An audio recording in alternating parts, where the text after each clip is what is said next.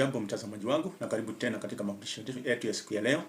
Na fundisho letu la leo linatupeleka hadi katika sura ya 14 ya kitabu cha Mwanzo, na kichwa chake kinasema Abrahamu amuokoa Loti na kukutana na Melkizedeki.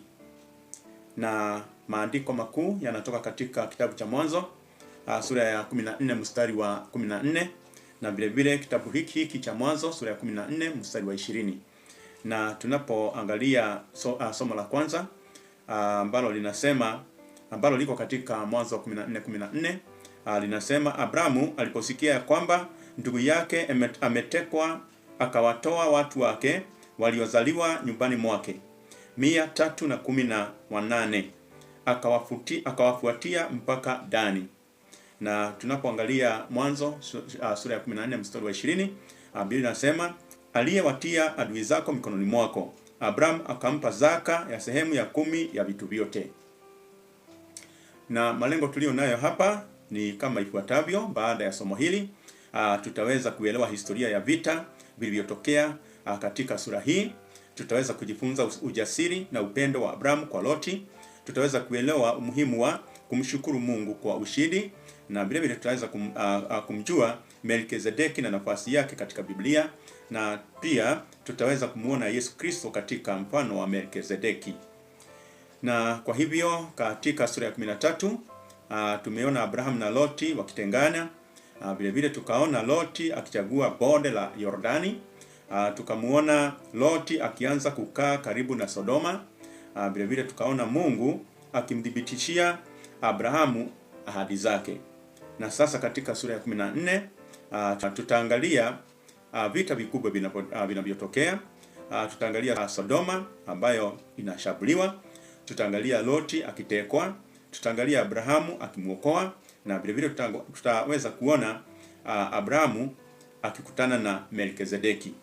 Kwa hivyo katika sura hii ya 14 kati ya kifungu cha kwanza na 12 tunaona vita vya wafalme, na Biblia inasema kwamba sura hii inaeleza vita kati ya wafalme kadhaa wa eneo la Kanaan na Mesopotamia. Na kwa hivyo baada ya miaka mingi ya utawala, baadhi ya wafalme waliasi. Matokeo yake yalikuwa ni vita vikaanza, na vile vile miji kadhaa ikashambuliwa. Miongoni mwa miji hiyo ilikuwa ni Sodoma na Gomora.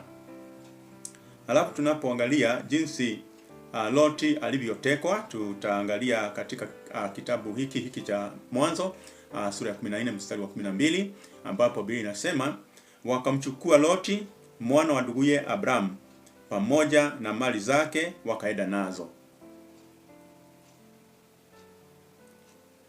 Na tunapoangalia somo muhimu hapa ni kwamba Loti alikuwa amechagua kuishi karibu na Sodoma, na hatimaye matatizo ya Sodoma yakamfikia. Na mafundisho ya kiroho hapa ni kwamba mahali tunapochagua kuishi na watu tunaochagua kuishirikiana nao vinaweza kuadhiri maisha yetu. Katika kitabu cha Methali sura ya 13 mstari wa 20, Biblia inasema kwamba aendaye na wenye hekima atakuwa mwenye hekima, bali rafiki wa wapumbavu ataumia. Kati ya kifungu cha 13 na 16 tunamuona Abraham akimwokoa Loti, na tunaona ya kwamba mtu mmoja aliyenusurika alikuja na akamjulisha Abraham kuhusu matatizo yaliyokuwa yamemkumba Loti. Na kwa hivyo Abrahamu hakusema Loti alichagua mwenyewe basi ajitetee, bali alikusanya watu wake, akawafuatia adui na akamuokoa Loti. Katika kifungu cha 16 kinasema akarudisha mali zote na akamrudisha na Loti ndugu yake. Kwa hivyo somo la kiroho hapa ni kwamba upendo wa kweli huwasaidia wengine hata wanapokuwa wamefanya maamuzi mabaya. Na tunapoangalia Wagalatia sura ya 6 mstari wa 2, Biblia inasema mchukuliane mizigo na kutimiza hivyo sheria ya Kristo. Na kati ya kifungu cha 17 na 18 Biblia tunaona Melkizedeki akionekana. Tunaona baada ya ushindi Abraham alikutana na mtu wa ajabu sana. Katika kitabu cha Mwanzo sura ya 14 mstari wa 18, Biblia inasema kwamba Melkizedeki mfalme wa Salemu akaleta mkate na divai, naye alikuwa kuhani wa Mungu aliye juu. Na hapa kuna swali. Je, Melkizedeki ni nani? Kwa hivyo hapa tunaona ya kwamba jina lake lina maana mfalme wa haki. Na tunapoangalia sehemu Salem maana yake inamaanisha amani. Na kwa hiyo Melkizedeki alikuwa mfalme wa haki, mfalme wa amani, na vile vile kuhani mkuu aliye juu. Tunapoangalia kati ya kifungu cha 19 na 20, tunaona Melkizedeki akimbariki Abramu. Tunaona kwamba inasema abarikiwe Abramu na Mungu aliye juu. Na somo muhimu hapa ni kwamba Melkizedeki alimkumbusha Abramu kwamba ushindi haukutokana kwa nguvu zake, bali ushindi ulitoka kwa Mungu. Na Abramu tunamuona akitoa zaka. Abramu akampa zaka ya sehemu ya 10 ya vitu vyote.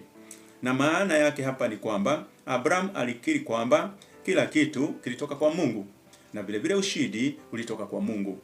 Na tunapoangalia kati ya kifungu cha 20 na 24, tunaona Abramu akikataa mali ya mfalme wa Sodoma. Na kwa hivyo mfalme wa Sodoma alisema, nipe watu mali uzitoe mwenyewe. Lakini Abramu akakataa. Kwa nini alikataa? Hakutaka mtu yeyote aseme mimi ndiye niliyemtajirisha Abramu. Alitaka utukufu wote umwendee Mungu. Na somo la kiroho hapa ni kwamba Mkristo anapaswa kuwa mwangalifu kuhusu faida zinazoweza kuharibu ushuhuda wake. Na katika kitabu cha Wakolosai sura ya 3 mstari wa 17, Biblia inasema kwamba yote mfanyayo yafanyeni katika jina la Bwana Yesu. Melkizedeki na Yesu Kristo. Hapa tunaona kwamba Melkizedeki ni mfano wa Yesu Kristo.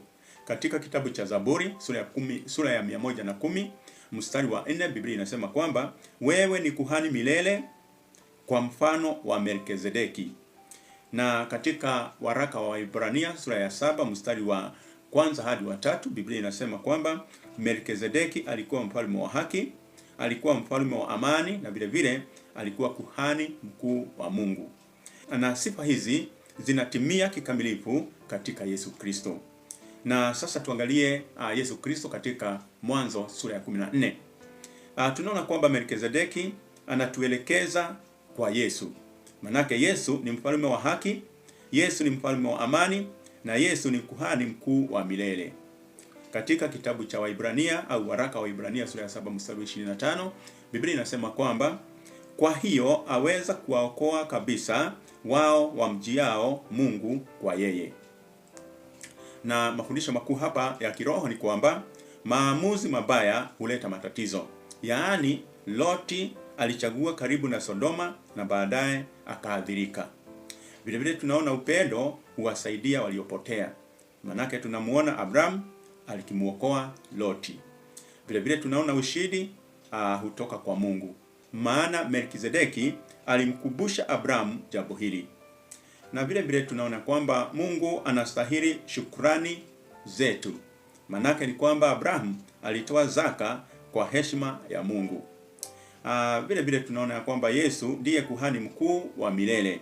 Manake ni kwamba Melkizedeki alikuwa kivuli cha Kristo. Na hapa tuna maswali 5 ambayo tunaweza kuyajibu katika wakati wetu wa ziada. Na swali la kwanza linasema, Loti alitekwa kwa sababu gani? Loti alitekwa kwa sababu gani? Swali la pili, tunajifunza nini kutokana na hatua ya Abramu ya kumwokoa Loti? Tunajifunza nini kutokana na hatua ya Abramu kumwokoa Loti? Swali la tatu, Melkizedeki alikuwa nani? Melkizedeki alikuwa nani? Swali la 4, kwa namna gani Melkizedeki ni mfano wa Yesu Kristo? Kwa namna gani Melkizedeki ni mfano wa Yesu Kristo? Na swali la 5 ni kwa nini Abramu alikataa mali ya mfalme wa Sodoma? Kwa nini Abramu alikataa mali ya mfalme wa Sodoma. Na aya yetu ya kukalili inatoka katika kitabu cha Mwanzo sura ya 14 mstari wa 20, ambayo inasema, na ahimidiwe Mungu aliye juu, aliyewatia adui zako mkononi mwako. Na tunapoelekea kumaliza, tunaona kwamba sura ya 14 inatuonyesha Abramu kama mtu wa imani, ujasiri na upendo. Alimuokoa Loti bila kujali makosa yake. Akatabua kwamba ushindi wake ulitoka kwa Mungu, na akakataa utajiri ambao ungeharibu ushuhuda wake. Na zaidi ya yote, sura hii inatutambulisha kwa Melkizedeki, ambaye ni picha ya kinabii ya Yesu Kristo, mfalme wa haki na amani na kuhani mkuu wa milele. Na somo lijalo ambalo litakuwa ni Mwanzo sura ya 12, sura ya 15, tutajifunza kuhusu agano la Mungu na Abramu, ahadi ya mwana, kuhesabiwa haki kwa imani, na mojawapo ya maandiko muhimu zaidi katika Biblia. Yaani Abramu akamwamini Bwana, naye akamhesabia jambo hilo kuwa haki. Hayo ni katika kitabu cha Mwanzo sura ya 15 mstari wa 6. Na kwa hivyo leo hii tumejifunza mambo mengi, mambo ambayo ni ya Abramu akimwokoa ndugu ya Loti, na vile vile tumejifunza tena mtu ambaye anaonekana kwa mara ya kwanza, ambaye anaitwa Melkizedeki, ambaye alikuwa ni kifuli cha Yesu Kristo, anaitwa mfalme wa amani na mfalme wa haki. Kwa hivyo wakati huu tunamalizia hapo, na kwa hivyo kwa yote ambayo tumejifunza ni kukumbusha tu ya kwamba jifunze hapo baadaye unaweza kusoma sura ya 15 ili kwamba wakati ambapo tutakutana tena katika fundisho hilo utaweza kulielewa zaidi. Kwa hayo nakutakia kila laheri, Mungu wetu akubariki na kutendee mema. Shalom.